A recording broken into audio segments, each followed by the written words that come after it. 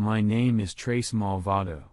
I have been married to Joanna for almost 30 years. My favorite asset is my Azimuth 70 yacht.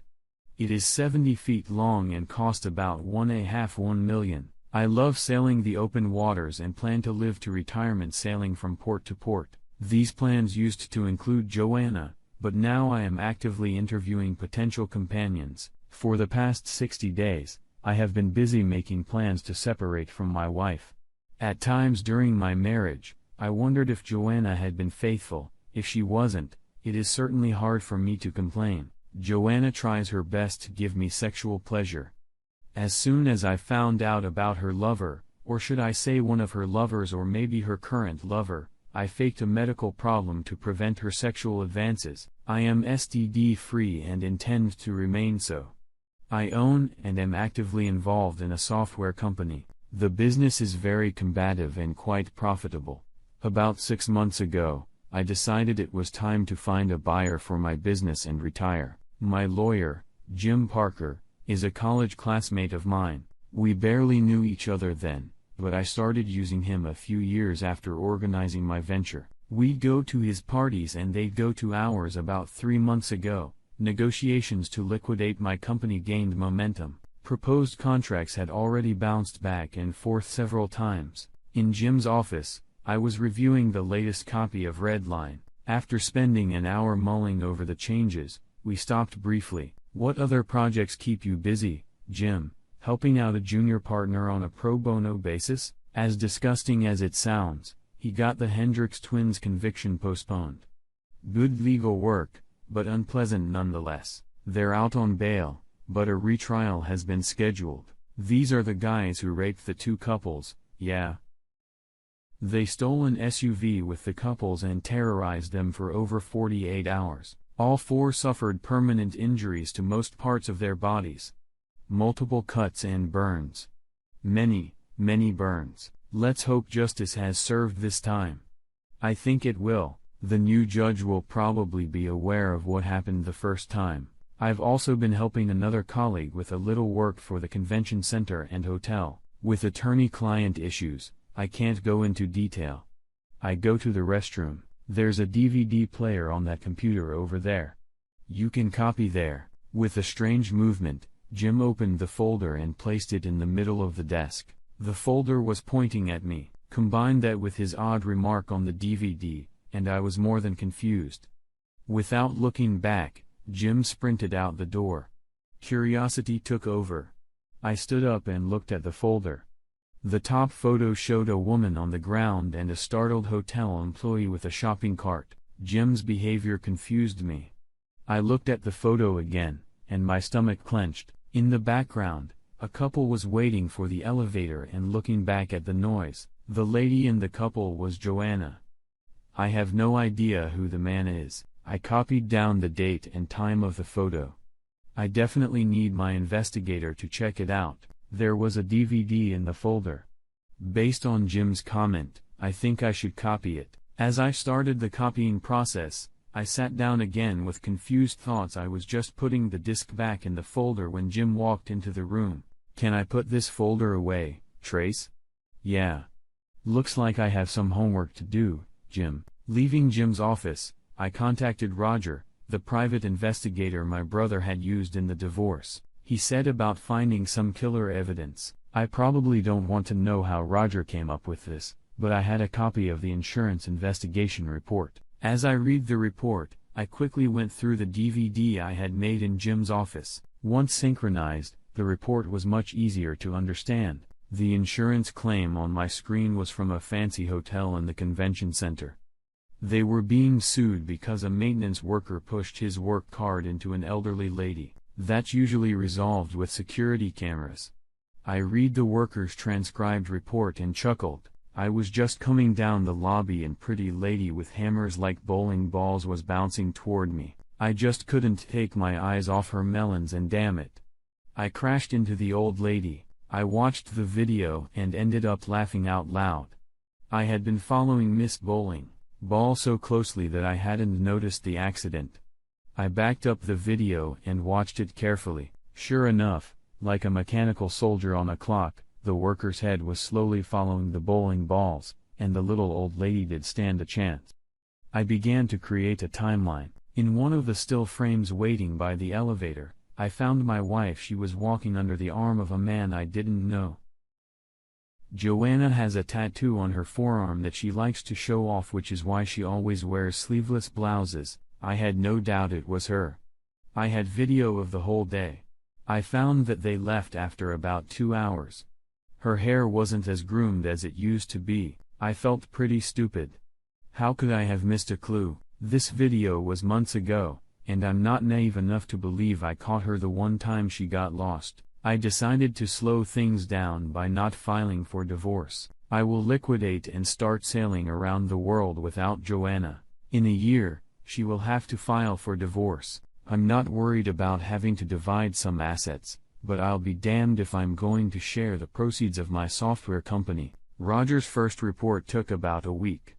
Bad news and more bad news. We don't know who the guy in the video is. We do know that, except for that one time, Joanna's sleeping with Charlie Andrews. She and Charlie use our beach house. Charlie used to belong to the Gray Lakes Country Club where I'm a board member. He's divorced, and his wife got him so wound up that he can't afford the country club now. Makes me wonder if Joanna was the whore behind his downfall.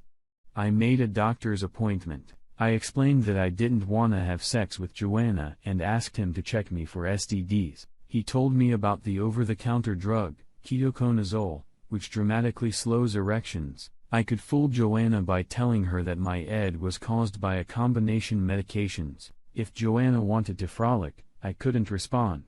Randy's reports showed that my slut wife was sleeping with Charlie once, sometimes twice a week. Turns out Charlie wasn't the only one the winch had. Tim Stark, who sits with me at the club, had her too. His ass got fried when his wife chewed his ass off for a simple flirtation. After a few weeks, Joanna completely stopped trying to have sex with me. I stopped taking my medication and found relief the old-fashioned way with the palm of my hand. Finally, the sale of my business was finalized.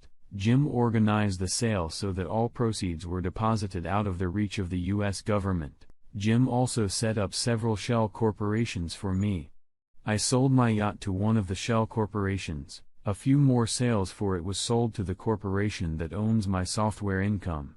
I paid off the loan on the yacht and split the remaining money between my children. Friday would be my last day before handing over the keys to the new owners of the business. 4 more days before my new life begins. Trace, I need you to watch and listen to today's video. How about Cottonwood Park? Meet me at the lake. I'll be there. Shouldn't take me more than 15 minutes. There weren't many people in the park. Roger was walking around the room when I came up. Hey, Roger, what are we snooping around for? Once you hear this, you'll understand. He turned on the video on his phone. It all started when Joanna and Charlie walked into our beach house. You don't have to watch that shit.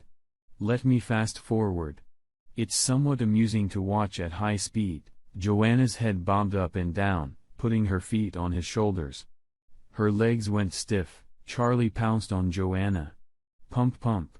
Pump, then roll off. Roger slowed down the tape. Charlie and Joanna lying on the bed started talking. Are you ready to do it this weekend, babe? Yeah. On Saturday, Trace and I are going out on his favorite little boat. Your idea of pumping him up with that date rape thing is perfect. I rented a boat. I'll follow you. As soon as he passes out, flash your lights, I'll dock and come aboard. Are you sure you know how to shut down the engines? I think so. Joanna answered quickly. Once on board, we can pull him up on deck and throw him overboard. After that, I'll have some date rape. That's fine. I'll take us a few miles away from his body and then turn off the engines. After that, I'll drive my boat back to the marina and then anonymously report that the boat is drifting. When they find your boat, you will be unconscious. Convince them to check you out and they'll find a date rape drug. Tell them there's cash and jewelry missing. Joanna leaned over and kissed Charlie.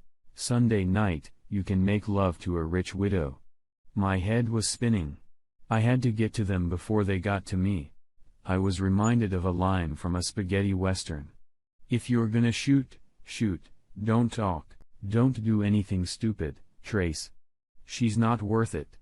Roger warned me. Give me the amount of your bills, I need to pay it off by Saturday. Send me all the videos by email. Can I put off calling the police about this video until Friday? I was planning on leaving some money to help Joanna forget about me. I changed my mind and split it between the kids. I'll have Roger send them the damn video as soon as I sail off into the setting sun. If they themselves wanna help their mother, so be it.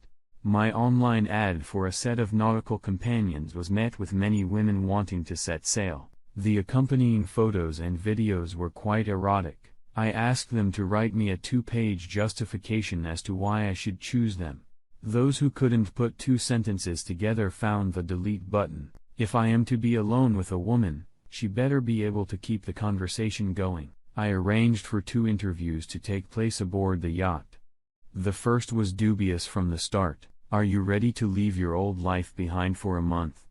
What do you mean? While on board, you will have no contact with anyone but me. You can rent a locker and leave all your electronic gadgets behind.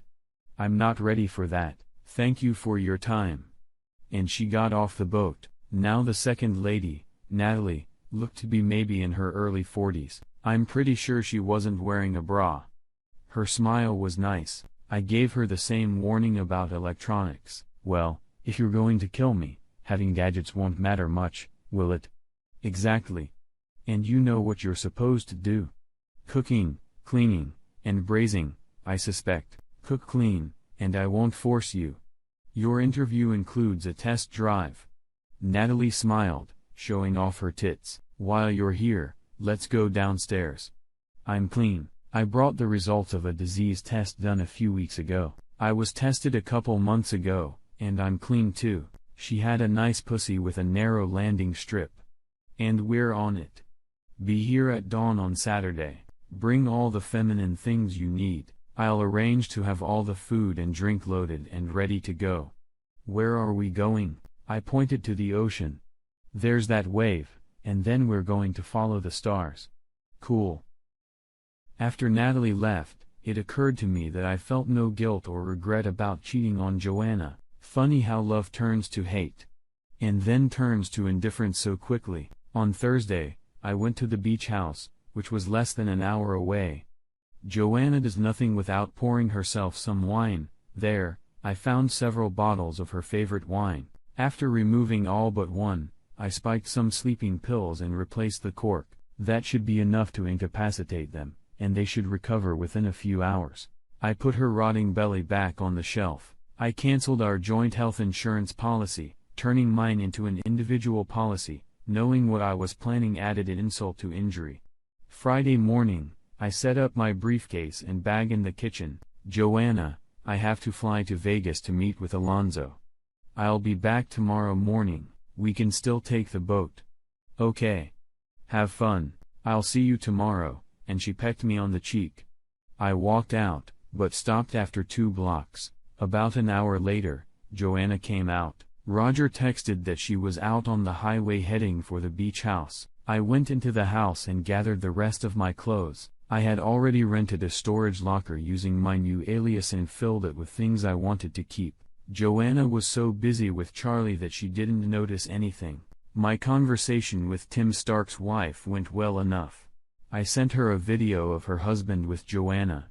She agreed to wait until Saturday to meet Tim. By the time I got to the beach house, it was getting dark. I put on my mask since I knew Roger still had his surveillance equipment inside. I didn't want to make it too easy for the police. They might blame me, but why would they need gift wrapping? Once inside, I found the lovers in the bedroom, naked, but sound asleep. Dragging a kitchen chair into the bedroom, I lifted Charlie up and then duct taped him in a sitting position. His arms and legs were of no use to him now.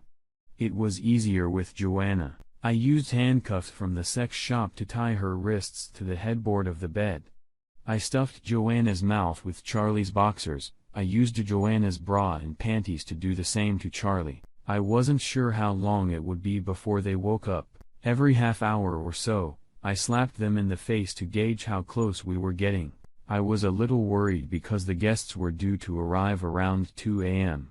It was about 1 a.m. when the fun started. Turning my back to Roger's camera, I took off my mask.